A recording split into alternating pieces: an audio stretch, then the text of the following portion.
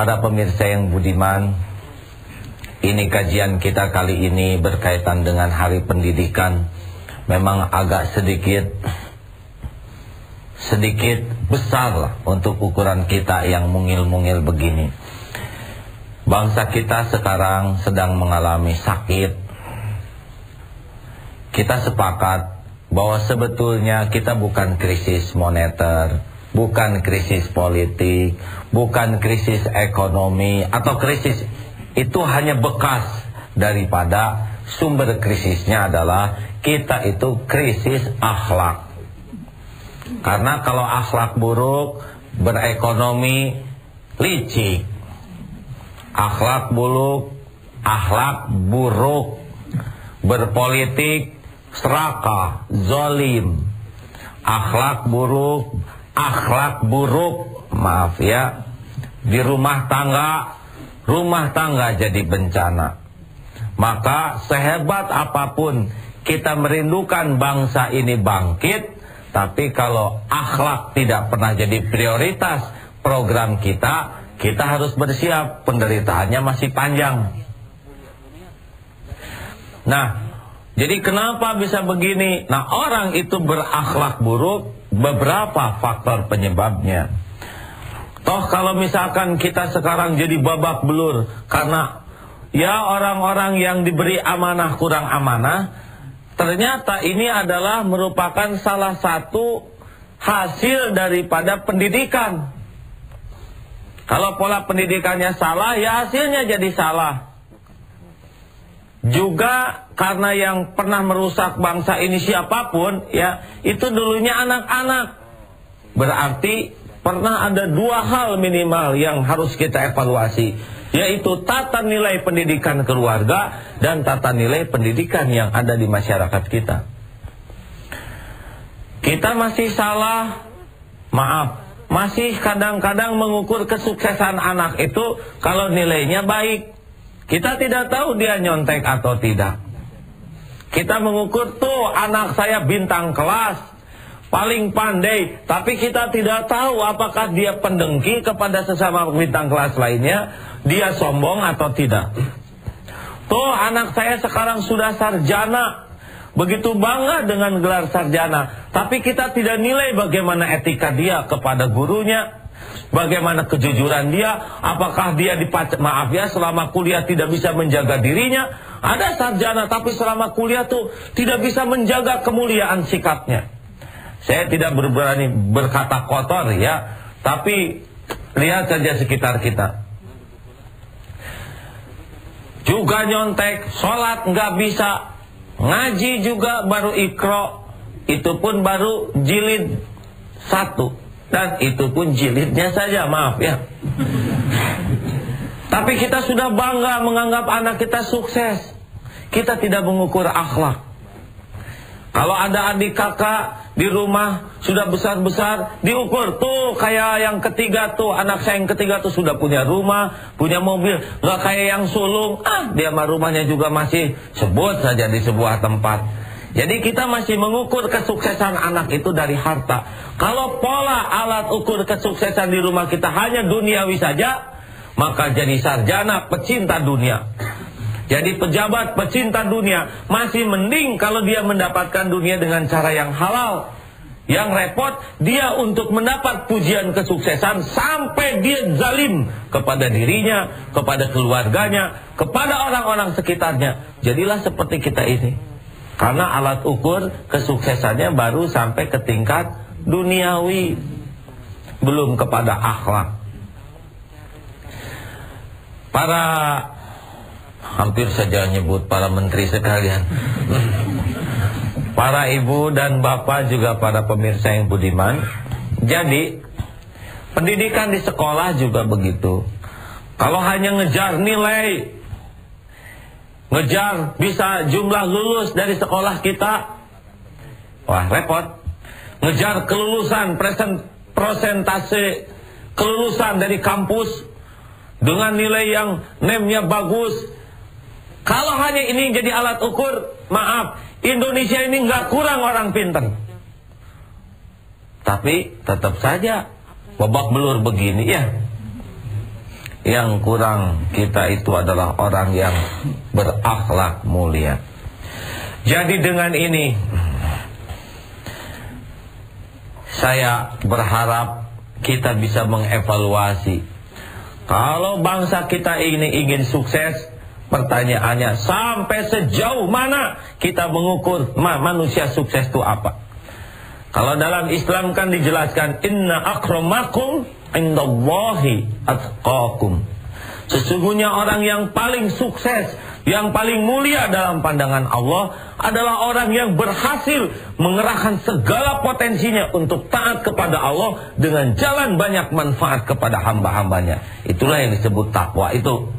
Takwa itu adalah orang yang betul-betul gigih terus memperbaiki diri, taat kepada Allah sekuat tenaga, menjaga diri dari kezaliman, kemaksiatan, dan bagaimana memompa dirinya untuk manfaat. Jadi kita tidak perlu harus bergelar sarjana atau master. Apalah artinya kita punya ijazah banyak tapi jadi benalu? Betul tidak? Alangkah indahnya kalau komitmen ini datang dari rumah. Anak-anakku sekalian, bagi mama tidak apa-apa kalian punya nilai 9. Yang penting kalian jujur, tidak ada nyontek. Mama lebih menerima kalian punya nilai 6 asal jujur daripada nilai 10 nyontek. Apa artinya sebuah nilai tapi kalian tidak bernilai? Baik mama, itu mama yang baik. Kalau kita tanamkan nilai-nilai di rumah akhlak, dia membesar. Di sekolah pemancar akhlak, dia jadi pemimpin, dia akan pancarkan akhlak ini menjadi standar. Tapi kalau yang di rumah dibiayai, kasih yang bagus-bagus, pengen kelihatan hebring, yang keren-keren, dia jadi pemimpin, kerjanya pamer saja. Pamer harta, pamer kedudukan, pamer kekayaan, dan itu merasa sukses. Padahal dia tidak sukses untuk memilih yang halal. Dia tidak sukses dalam membayar zakat. Na'udzubillahi min dzalik. Insyaallah pada pertemuan yang akan datang kita akan coba bahas bagaimana pendidikan dalam keluarga. Idealnya sekolah-sekolah juga standarnya begitu. Maka harusnya menjadi political will. Apa itu ya artinya? Pokoknya kata orang pintar begitu ini. Makanya jangan ikut-ikutan ya. Harus. Negara kita ini tidak akan selamat kalau kita tidak serius membangun akhlak. Berapa sekarang anggaran kita untuk akhlak? Daripada membangun beton tapi nggak berakhlak, beton dikunyah oleh yang ngebangunnya. Mengaspal jalan nggak pakai akhlak, diminum itu aspal. Makanya berat sekali negara sekaya ini bangkrut kalau akhlaknya tidak baik. Mimpi kita bisa sejahtera, mimpi kita bisa damai, mimpi kita bisa bahagia, mimpi kita bisa terhormat kalau kita tidak pernah komit untuk membangun akhlak ini. Ini mimpi ya, mimpi, nggak apa-apa kan bermimpi. Mudah-mudahan akan datang suatu masa di Indonesia di mana kita sadar kita ini akan menderita. Rumah tangga nggak berakhlak walaupun punya harta, nestapa. Punya jabatan tidak berakhlak, zalim. Punya otot tidak berakhlak, nonjok. Punya kecantikan tidak berakhlak, ngerusak suami orang. Betul tidak bu? Bu? Ibu kan ibu-ibu ya. Nah ibu bapak yang baik, anak tidak berakhlak, coreng-moreng aib orang tua. Saya sih kebayangnya para rektor mencanangkan, saudara para dosen dan para dekan sekalian, buat apa kampus kita memproduk sarjana-sarjana kalau akhlaknya tidak terjaga? Dengan ini saya canangkan, kampus kita ini mendahulukan akhlak daripada nilai. Apalah artinya mereka pintar kalau tidak berakhlak, itu akan merusak. Dengan ini saya canangkan, saya sebagai rektor akan berjuang menjadi suri tauladan akhlak di kampus kita ini. Wah, para dosen sekalian, ini hanya sebuah mimpi di negara antah barantah. Para dosen sekalian, saudara-saudara, bertanggung jawab kepada para pemimpin bangsa ini yang akan datang. Jangan saudara hanya mengajarkan ilmu mata kuliah, tapi kelakuan saudara tidak jadi suri toladan. Kesarjanaan kita tidak diukur dari ijazah. Kesarjanaan kita tidak diukur dari nilai, tapi kesarjanaan kita diukur dari moral yang bisa kita bangkitkan di mahasiswa sekalian. Ya, nggak apa-apa dah ngelamun ya. Para rektor maaf ya. Para dekan semua tolong, benar-benar kita harus jadi suri teladan. Kita tidak mungkin mendidik mahasiswa kalau para rektor, para dekannya tidak jadi suri teladan. Kita tidak bisa menjadikan sarjana mulia akhlaknya kalau para profesor, para master, para doktor tidak jadi suri teladan. Ya, jarang-jarang tepuk tangan begini Pak ya. Akhirnya kampus ini mencanangkan bagaimana akhlak menjadi tolok ukur. Begitupun kepala sekolah, guru-guru sekalian, kita mimpi punya masa depan yang baik kalau kita tidak menjadi suri toladan. Mulai saat ini para guru bertanding akhlak dengan para murid. Jangan kalah sopan, jangan kalah santun. Siapapun guru, tidak cukup ngajar matematik, tidak cukup ngajar fisika, tapi akhlak harus begini. Inilah insya Allah bangsa yang akan bangkit di masa yang akan datang. Kalau akhlak sudah menjadi pilar pendidikan di sekolah maupun di rumah. Baik, berarti mendidik anak hanya sukses kalau kita tahu ilmunya, ya? Betul tidak? Kita tidak bisa nyalakan anak. Kamu kok nggak ngerti? Dulu mama aja langsung ngerti. Beda zaman mah. Dulu TV aja hitam putih dan itu juga susah nyalanya, ya. Pertanyaan ibu barusan membuat kita sadar bahwa belajar itu tidak bisa berhenti dengan menjadi ibu, ya. Anak kita makin pintar, akses informasi dari mana-mana, mereka makin kritis. Kalau kita hanya mengandalkan keterbatasan ilmu, orang jadi malah nggak percaya ke agama. Nah, masuk neraka kamu, direbus ya. Nanti cabik-cabik dari usus keluar. Ada saatnya kata-kata itu tepat, tapi ada saatnya kata-kata itu menjadi salah kalau pada momentum yang tidak tepat. Ya, memang sekarang ini butuh kreativitas dari para orang tua, dari para pendidik, bagaimana menyajikan agama itu tidak hanya dogma saja, ya, tapi menjadi sesuatu yang realistis, dekat dengan kehidupan, membuat hidup ini dengan agama jadi indah, membuat hidup ini dengan agama jadi menyenangkan, dengan agama kita jadi berprestasi, dengan agama kita menjadi orang yang mulia. Nah, harusnya kemasan Islam itu kita bahas sedemikian rupa. Jangan sampai, kamu kalau nggak sholat, dipentung kepala. Jadi ngeri, anak-anaknya horor banget ya Islam tuh ya.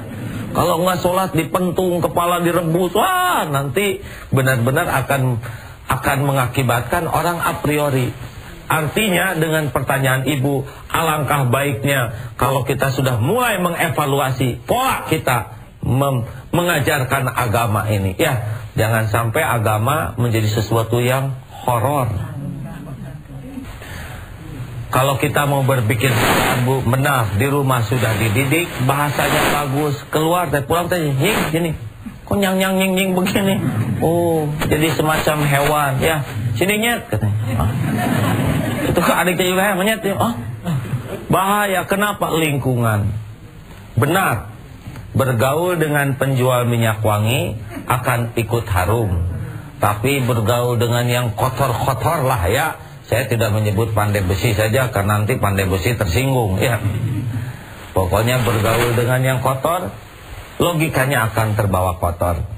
Dengan demikian, tanggung jawab memperbaiki akhlak ini tidak hanya di kampus, sekolah, dan di rumah, tapi stasiun TV, surat kabar.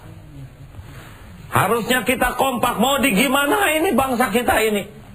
Kita keluarkan di surat kabar kata-kata yang bombastis, hancurkan, itu kurang ajar, biadab, kata-kata yang tidak mendidik. Akibatnya rakyat yang mendengar tuh marah lagi, musuhan, berantem lagi. Tanggung jawab koran-koran. Suatu saat saya ingin bicara dengan para pemilik koran itu, ya. Saudara tanggung jawab nih.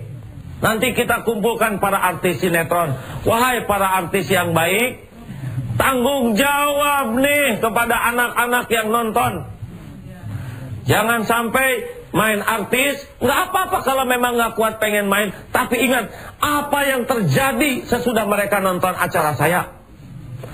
Para pemilik TV, para pengiklan juga kompak. Kita kalau ngiklanin ini, jadi gimana nih rakyat Indonesia? Kalau kita sudah kompak, kita nggak perlu saling menghina, menghujat, nggak perlu. Yang penting sekarang kita duduk bersama, kursinya di mana-mana, ya. Tapi yang penting kita harus selamatkan bangsa ini. Jangan hanya karena kita ingin uang, tapi rusak bangsa kita, rusak anak keturunan kita. Alah, kalau sekarang hirup pikuk begini mah bagian jaksa, bagian teman-teman. Tapi kita harus mikir generasi sesudah ini. Setuju tidak, Bu? Ibu-ibu kan sudah agak lama di dunia ini, ya, dengan bapak-bapak. Mungkin masih lama husnudon, ya. Mohon maaf ini ya, karena saya bukan pemimpin kelas kakak. Ini anak teri ini Pak ya. Jadi bagaimana nih kita harus merubah bangsa ini? Pakai yang 3M itu. Mulailah dari diri sendiri. Sebab sehebat apapun kita berteriak merubah bangsa, kalau kitanya nggak rubah, kita yang merusak, ya. Kita harus mempersatukan bangsa ini. Padahal dengan adik nggak akur, dengan ibu dimusuhin, tetangga mual. Bohong kita ngomong besar kalau kita tidak bisa berbuat yang kecil, ya. Maka saudara-saudaraku, marilah kita mulai menyelamatkan bangsa ini. Selamatkan mulut kita, jangan sembarang bunyi. Selamatkan kelakuan kita, jangan menyakiti. Kalau kita pandai mulai dari diri kita sendiri, setiap kali kita berkata, orang bakal dengar. Daripada kita ngomong, selamatkan ini, selamatkan itu, padahal keluarganya nggak selamat.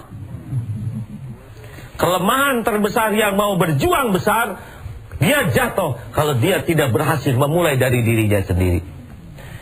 Yang yang kedua, mulailah dari hal yang kecil. Belajar saja tuh ngatur sendal di masjid, ya. Belajar mengut sampah. Bagaimana kita bisa membersihkan yang besar? Sampah aja kita nggak sanggup mengut. Besar itu rangkaian dari yang kecil. Kata-kata yang panjang rangkaian dari huruf. Garis itu rangkaian dari titik. Kalau kita terbiasa melakukan hal kecil dan baik, nanti kita diizinkan Allah berbuat yang besar dan baik. Dan M yang ketiga, mulailah saat ini. Do it now. Itu bahasa Inggris ya, maaf ya. Karena ada yang mengatakan do it now, katanya do it now. Kita harus mulai, jangan nanti. Kapan? Sekarang. Wah, kapan dong? Jangan-jangan saya keburu mati. Enggak apa-apa. Yang penting kita berbuat sesuatu. Saya akan mengingatkan kembali rumus ini, sudah diulang beberapa kali. Saya mohon maaf, tapi ini menarik sekali. Tentang kakek yang menanam pohon kurma. Masih lupa? Nah, sudah. Kakek nanam kurma. Kata Khalifah, kakek kan udah tua. Kalau nanam kurma sekarang, kapan berbuahnya? Kata kakek itu, bukankah kita sekarang menikmati pohon kurma ini, kurma buah daripada pekerjaan orang yang sudah mendahului kita? Kenapa kita tidak berbuat sesuatu untuk generasi sesudah kita? Kata Khalifah, wah benar ini si kakek sudah mengingatkan saya. Kirim kurma, kirim 1000 dinar. Kasih aja 1000 dinar sebagai hadiah. Kakek itu berkata, alhamdulillah, baru juga menanam, sudah berbuah, begitulah. Para pemirsa yang budiman, sehebat apapun masalah yang kita hadapi, kita tetap bisa berbuat sesuatu. Mulailah dari memperbaiki diri, akhlak diri. Mulailah dari hal-hal yang kecil. Dan mulailah saat ini juga. Mudah-mudahan Allah mengizinkan bangsa ini berubah. Allahumma sholli ala Muhammad wa ala alihi wa ashabihi ajma'in. Duhai Allah yang Maha Agung, Engkaulah yang menggenggam bangsa kami ini. Engkau yang menyaksikan apapun yang terjadi. Tolonglah kami ya Allah. Berikan kesanggupan bagi kami untuk jujur mengetahui kekurangan sendiri. Dan tuntun agar kami dapat bersungguh-sungguh memperbaiki diri ya Allah. Dan jadikan kami menjadi orang yang Engkau percaya untuk menjadi jalan kebaikan bagi hamba-hamba-Mu. Ya Allah, ampunilah kebusukan hati kami selama ini. Ampunilah segala kegelapan yang pernah kami jalani. Ampunilah rumuran aib yang kami sembunyikan selama ini. Ampunilah segala kekotoran akhlak yang dilakukan oleh tubuh ini. Ampunilah segala kekikiran kami menafkahkan rezeki, ya Allah. Juga ampuni segala kezaliman kami kepada ibu bapak kami, kepada hamba-hamba yang berbuat kebaikan. Ampuni juga segala kezaliman kami kepada hamba-hamba-Mu yang lemah. Ya Allah, jadikan umur yang tersisa ini benar-benar menjadi cahaya bagi hamba-hamba-Mu yang ada dalam kegelapan, penyejuk bagi hati-hati yang gersang, menjadi jalan kecukupan bagi hamba-Mu yang fakir. Jadikan kami menjadi jalan maslahat bagi sebanyak-banyaknya umat-Mu. Duhai Allah, selamatkan bangsa kami ini, selamatkan umat-Mu ini, selamatkan para pemimpin kami dari kelalaian, kehilapan dan kezaliman. Karuniakan kepada kami barisan para pemimpin yang berakhlak mulia, ya Allah, yang dapat menjadi suri toladan bagi kami, yang dapat membimbing kami untuk taat kepadamu, yang dapat membimbing kami untuk bermanfaat dalam hidup ini. Ya Allah, selamatkan saudara-saudara kami yang teraniaya dimanapun, di bumi negeri manapun. Engkaulah yang kuasa menolong. Jauhkan umat-Mu ini dari kebatilan dan kezaliman hamba-hamba-Mu, ya Arhamar Rahimin. Rabbana atina fid dunya hasanah wa fil akhirati hasanah wa qina azabannar. Alhamdulillahi rabbil alamin. Para pemirsa yang budiman, mudah-mudahan renungan kita kali ini membuat kita memiliki visi yang sama. Kebahagiaan, kemuliaan hanyalah milik orang yang berakhlak mulia. Begitupun keselamatan bangsa ini hanyalah kalau kita yakin akhlaklah yang menjadi pilarnya. Walhamdulillahi rabbil alamin. Wassalamualaikum warahmatullahi wabarakatuh.